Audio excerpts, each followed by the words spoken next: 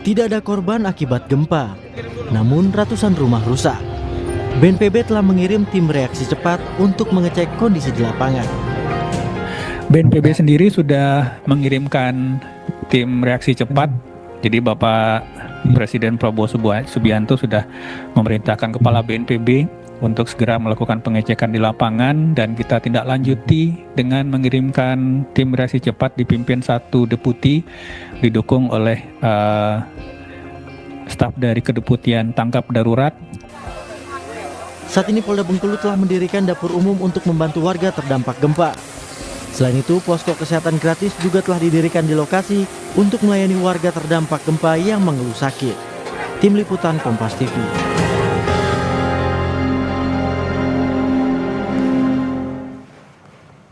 Kita pantau situasi terbaru pasca gempa 6,3 magnitudo lewat laporan langsung jurnalis Kompas TV Bayazir Araihan dari Bengkulu.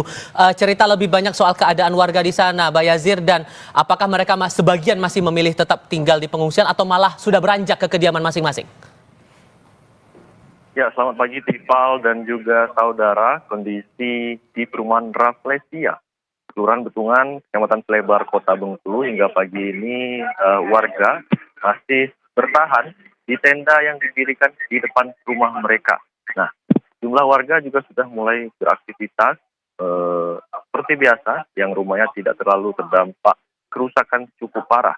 Sementara warga yang rumahnya terdampak cukup parah ini masih tinggal di tenda dan sebagian mengungsi ke kediaman tetangga yang tak terlalu terdampak gempa 6,3 magnitudo. Hingga pagi ini total yang kami dapatkan dari BPBD ada 192 rumah dan 800 jiwa terdampak. 20 diantaranya rusak berat.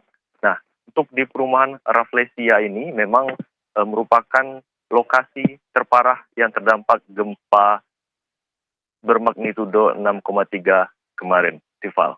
Dan apakah sampai dengan sekarang gempa susulan masih terjadi? Data terakhir yang kami dapatkan, gempa susulan pasca gempa 6, magnitudo hingga saat ini tidak ada terjadi gempa susulan. Dan juga sejauh ini kami tidak ada merasakan adanya gempa baik di lokasi dan di sekitaran wilayah Bengkulu, Tifal. Oke, 192 unit rumah rusak, 20 diantaranya rusak berat. Apa bantuan yang kiranya disiapkan oleh Pemda setempat untuk bisa memperbaiki lagi kondisi rumah warga ini? Ya, Pemda melalui Gubernur Bengkulu kemarin sudah mendatangi lokasi terdampak gempa dan mendata jumlah kerusakan baik rusak ringan, sedang hingga berat. Nah, Helmi Hasan sendiri selaku Gubernur Bengkulu mengatakan berjanji akan membangun rumah warga yang hancur akibat gempa ini. Selain itu, posko pengungsian juga didirikan, dapur umum, dan jumlah bantuan makanan sudah disalurkan ke masyarakat. Ipal. Oke, dan kebutuhan sehari-hari apakah masih sudah terbilang tercukupi untuk keadaannya sekarang atau malah ada kebutuhan pokok yang belum terpenuhi sampai sekarang? Ya, sejauh ini yang paling diperlukan oleh warga sekitar memang makanan, tempat tinggal, dan juga obat-obatan, mengingat pasca gempa mereka kan tidak tidur di rumah mereka dan hanya bertahan di tenda.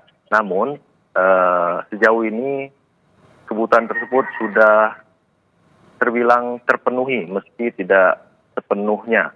Tapi bantuan juga terus berdatangan baik dari pribadi maupun dari pemerintah tempat.